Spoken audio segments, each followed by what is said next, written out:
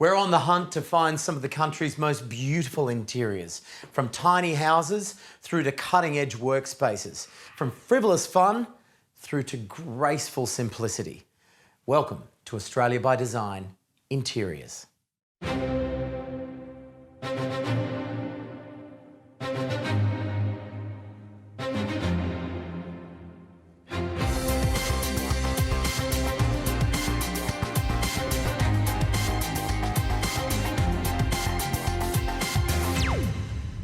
Our team of design industry leaders are eagerly standing by at Top 3 by Design to choose 2 projects from this episode to go through to our final. It's going to be very, very difficult to get to a top 10. The calibre of the projects is so high, from workspaces to residential and even hotels. I'm visiting a project that's probably the smallest in the series, but more than makes up for its stature with its design ingenuity. And Angela's going from luxury to emergency. But first, Reno's found a project that's hitting all the right notes. Ascot Vale is a great project. It's a builder who's built it for himself. I really love the dark and moody colour palette, but what really impresses me is the spectacular workmanship. The genius detail of this interior we're about to see actually starts with the exterior. This home is located in Ascot Vale in a part of Melbourne that was largely developed during the interwar period, 1930s, 1940s. As a result, there's a heritage overlay here that requires all new homes to conform to the characteristics of the heritage precinct, such as the asymmetrical gable, the fine metal details, which we can see on the outside here, but eventually they'll make their way into the interior of the building as well. Oh, wow. This is spectacular, Jerry. We're greeted by a baby grand. The baby grand was a big part of the guy's brief. We found it was a really good spot for it. Lovely double height space, must be wonderful for the acoustics. And we all agreed that during construction we'll paint this wall black to really highlight the light coming through from the window. Well, it does that very well here. This must be the study. Joel's home office. So Joel is the owner of the building and he's also a builder who specialises in architecturally designed homes. So he wanted a workspace to bring his own clients in, obviously to show off his own craftsmanship and capabilities. And the detail here, like the shadow line, I can see you've created by the single support. We've undersized the support blade here, both in its height and its width, so that when the whole thing comes together, it looks like a recess, and a shadow line is a unique way of getting them together, of connecting them. Joel and Nicole were really strong on the idea of not wanting to hide the study, and we used it as a bit of a device to enable natural light all the way into the home. This is a pre-folded mild steel plate, all folded up in a factory to some pretty specific dimensions and brought out here and assembled. So I was expecting the master suite. Instead, we've walked into a high-end fashion store. Is that right? So Nicole's part of the brief was to create the walk-in robe that had that very feel. She was very hands-on in a lot of the finer detail. She took care of all of this here with the choice of leather, the hanging frames. Joel and Nicole were very keen on a large, opulent sort of feel for their master bedroom. So we connected the bedroom area with this lovely ensuite. Very open, as you can see. Although we do have a couple of these really fine sliding metal screens here. It's always transparent though, isn't it? These guys have been together for a long time. They know each other pretty well. I don't even think they've even been closed so far. Jerry, you said before that the budget was probably a little bit tight on this project. But when I look around here, I see some beautiful finishes. How did you achieve that? They supplied the labour for this, love of labour you could call it, at no cost. So Joel's put thousands of hours into building this home. So they've spent some money on the lovely fixtures and fittings, but they've saved their money on all the labour. Nicole, you and Joel, in collaboration with the architect, have had quite a lot of input with this, more so than your usual clients. Yeah, absolutely. We thought this was the perfect example for us to showcase our skills as a couple, and also, you know, for Joel to have an example of the level of quality and work that he can actually do. I've noticed walking through the project, certain details, like for instance, in the wardrobe, that leather strapping, how it holds the hanging rails. And I've noticed that your coffee table at one stage used to be a kangaroo, is that right? It did, yes. There's a lovely lady in Tassie and she hand weaves using kangaroo leather. So one night I drew up a concept for that and we now have a kangaroo coffee table. I've loved seeing the collaboration here of a talented, supportive architect and the skilled focus of the owner builders. The attention to detail and the level of finish is just stunning. From the choice of materials to the finer bespoke pieces, nothing here has been missed. In our search for Australia's most beautiful interiors, we have seen some amazing luxury hotel rooms. Right now, Angela's going to show you through one of Melbourne's most exclusive, this one. I must admit, Car Design have always been one of my favourite architectural firms. They've created here a space which is just oozing with opulence. I absolutely love the combination of that muted colour palette with those lovely sumptuous textures. It's just a beautiful, beautiful combination. United Places in South Yarra is making a big noise in the Melbourne hotel scene, and we're lucky enough to get an insider's tour. So this is your hotel lobby. It's very subtle. Yes, it's deliberately quite reductionist. We just wanted the reception to be the concierge and the bench, everything you need and nothing you don't. It's supposed to feel like quite a sanctuary coming off that busy, frenetic street. It's just you and the receptionist and you've arrived. And it feels very Melbourne too. It's like a Melbourne laneway. Yeah, it does have that vibe, the narrow, long corridor or sense of not knowing where you're going, that you might discover something. And what have we discovered here? This light fitting is incredible. Well, it's a bit more than a light fitting actually. It's a sculpture that hovers in this void and it's timed just so that by the time you land under the light, you look up and it reinforces that sense of the brand United Places and looking up. So it really draws you in, doesn't it? Yeah, from quite a distance as well. So if it's quite sunny, you'll have a circular blast of light. If it's overcast, like today, which it typically is in Melbourne at this time of year, you'll get these lovely trios overlapping of light pools. Well, if this is the lobby, I can't wait to see the rooms. So what's behind here? What's behind this curtain?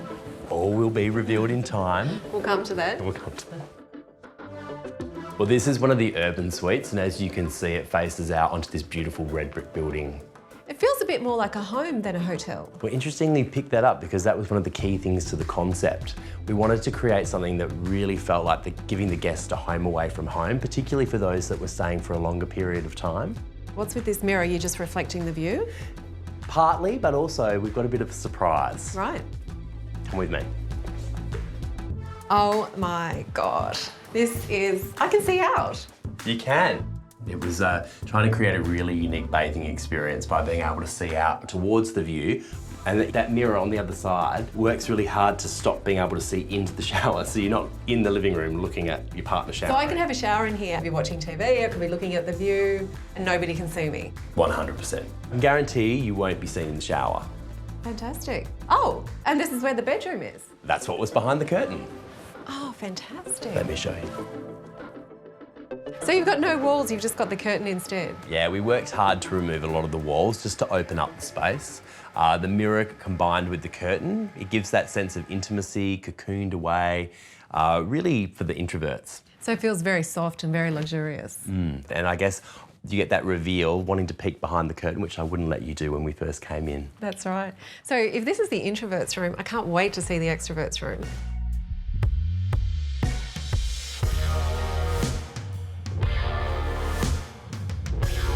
The bath is positioned right on the shop front, effectively. So I could sit here in the bath and people can see it and it's not one-way glass. Oh, it's two-way, so you can see out and people can see in. So this really is putting it all out there, isn't it? Yeah, in many respects it is. It was quite a bold move to put the bath right into the facade like this and frame it with mirrors. However, I'm not an extrovert. if you're not an extrovert, that blind can drop.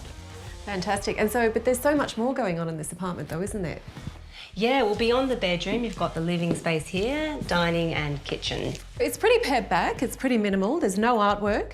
Yeah, that's intentional. We wanted the materiality to really give that sense of texture and warmth to the space. The architecture is quite rectilinear and square, and so we wanted all the furniture to feel very soft and curved, so it's sitting within something quite structured. And it does really have that feel of home, doesn't it? Yeah, we think so. I mean, there's elements here that you would see at home, really soft furnishings, low-level lighting, all secondary lighting, nothing's direct. Yeah, it's a really soft palette. What was the vision behind the hotel? It was about creating a hotel that was really design conscious and respectful from every element we put in the hotel, to focus on having original pieces, honouring the designers, both local and international, which really gives our guests a really curated experience of authenticity. Home is such a comfortable environment. We want to take it above that and give people an experience, but at the same time have a level of warmth and comfort and security. And I think if you're staying overnight somewhere, you can walk in and just have this calmness. It is really important for a guest's stay. The combination of stunning design and a visionary client has resulted in a place that feels like home, but gives the unique, curated experience you'd expect from a luxury hotel. In many ways, designing a small, simple space is actually much harder than designing an oversized, grand, luxurious one, because you've still got to fit in all of the essentials, but you've got nowhere to put them. The laneway studio has been an interesting one. It's 21 square metres of floor space. The use of dormer windows giving light throughout this apartment is exceptional. I think it's an incredibly well-used interior, considering the very, very small space that he had to work with.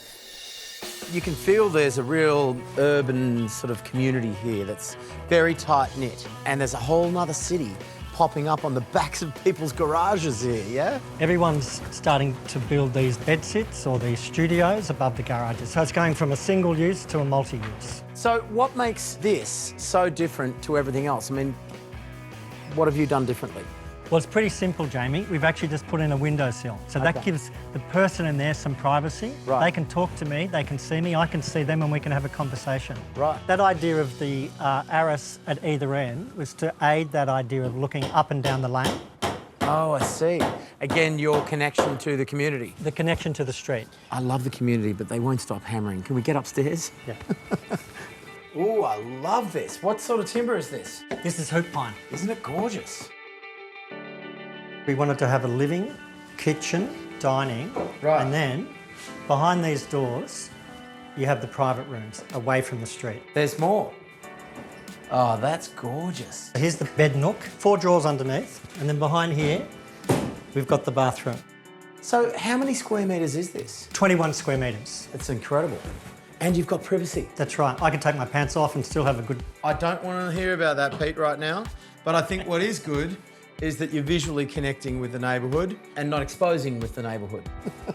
I don't think I've ever seen this much clever use of a tight amount of space. I mean, 21 square metres. It's not just, you know, how much you got in here, it's the placement of the rooms and the space making. Yeah, well, 21 square metres is a generous space for a boarding house. So in a way, we looked at this as a prototypical space, yes. How you would organise a space in a boarding house. Yes. That's why we put the private rooms at the back, yes. And the public rooms to the street. As the city becomes denser, things like privacy and street relationships become really important. Yeah, yeah. No, I definitely want to continue listening to that hammering up. I would really miss that, I think. I think I'd really miss it. The city's been built around us as we speak. No, but it's good. It's about growth, it's about energy. I love it, and I love what you've done here. You've come out punching with some very big ideas in a small space. You've allowed the maximum light to come in, but also you've allowed the heat to escape in a very beautiful solar passive way, because the heat comes up, hits the roof, slides out that way, and then of course you've got this cross ventilation coming from this southern window over here to the eastern window.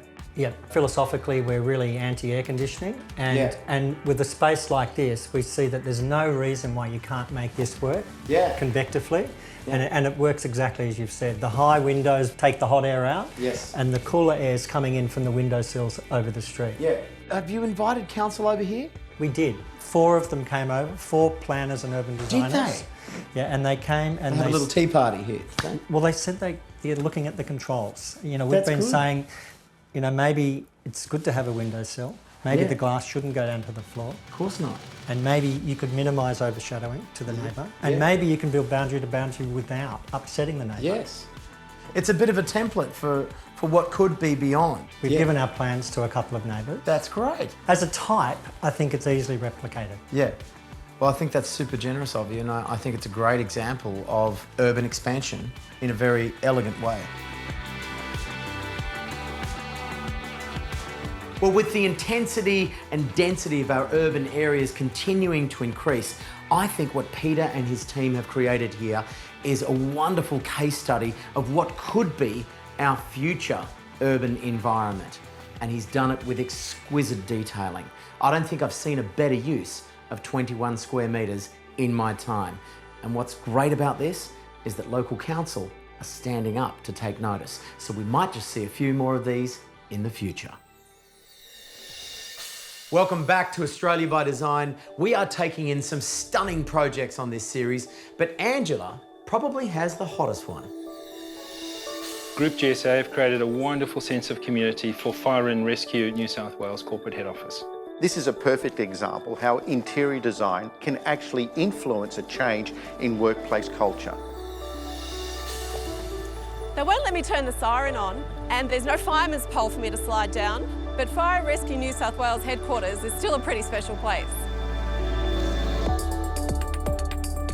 Now, Andrew, I thought I was coming to the fire brigade today, but this doesn't look like a fire station. Angela, this is Fire and Rescue New South Wales headquarters. So this is our main administrative building. This is where the Commissioner works from and all our administrative teams, including our people and culture, IT, finance, etc. It can accommodate up to 300 people. It was built on the principles of activity-based working. If you're working on a project, for instance, you work in a more collaborative environment. If you're working on something that requires concentration and what have you, we've got particular type of arrangements that suit that. Fire and Rescue traditionally were out in Sydney CBD, where they had their main administration base. However, their logistics base is based out here in Sydney's southwest. So we've brought them together on this site, which is essentially the Fire and Rescue New South Wales hub now. The administration base needs a little bit of quiet for its workers, and because the ground of this facility is mostly logistics with fire engines roaming around, it's important for us to elevate the workspace off the ground floor. This space is also used for ceremonial procedures where we have fireys retiring. We have uniformed officers who line these stairs and salute them farewell with their families. That must be quite an emotional thing to see. It sure is. So the workplace is about more than just desks, isn't it? Oh, definitely. This is the main feature of our design. It's underneath the grand void and it's also another collaboration space. It doesn't feel very officey. No, that's very deliberate. The whole colour scheme is based around the greenery down here. I think there's 15 shades of green in the carpet. We like it vibrant and dynamic, and it hides a lot of sins in terms of dirt, but it's a really beautiful, attractive pattern. I expected the whole place to be red, like the fire engines. Their red in their branding is very vibrant, but it's also can be quite a stressful colour and a little bit aggressive. So we wanted to steer right away from that. There's enough red on the fire trucks. And this is not just about eating lunch, is it? Because you've got power points down there. No, exactly. Again, everything's very flexible. We've got power which services each work point, so they can come and pull up a laptop, do some work here. We also have a raised floor which allows us flexibility in the design. It's only about 200 mils high, but allows us to lay a whole lot of cables through the floor, and all of these work points can move at any time. How did you approach this project? Where did you start? Funnily enough, we started from the inside out on this building. It was important for us to look at the structural grid of this building in order to optimise the space between the workstations. We have different types of work points here as well. We have snowflakes to the left here and dedicated lineal workstations to the right. It optimises the space that we can utilise and also provide them with some functional storage as well. So a lot goes into designing for open plan. It's not just about throwing a bunch of desks into a floor plate? Absolutely not. It's a very heavily coordinated facility. It was really important that we achieved the vision that Fire and Rescue had, but also to be able to accommodate the main function and practicality of the space as well. I think what's really nice too is that it still feels really fresh, even though they've been here for a little while, because nobody owns any of the desks. That's right, they've really embraced the way of working. It always looks fresh and vibrant, and the hive of activity in here is really exhilarating. This interior works so well because GSA have started with the most important component, the people. By focusing on what people need to be happy at work and giving them plenty of choice, they've managed to create a truly diverse, healthy and collaborative environment. Let's hear the judges' decision on which of our projects are going through to the top 10 best of the best. It's great to see Ascot Vale in the top 10. It deserves to be here. Ascot Vale has really responded well to its heritage and place, and it truly deserves a place in the top 10. I'm happy to see Car Design making it to the finals. All the beautiful materials, really, it feels so luxe, but so welcoming. I'm really excited to see this one. Another tough round for our judges, but two more well-deserved entries to go through to our top 10 final. Join us next time to find out the final two projects that will go into the running to be #1 on Australia by Design Interiors.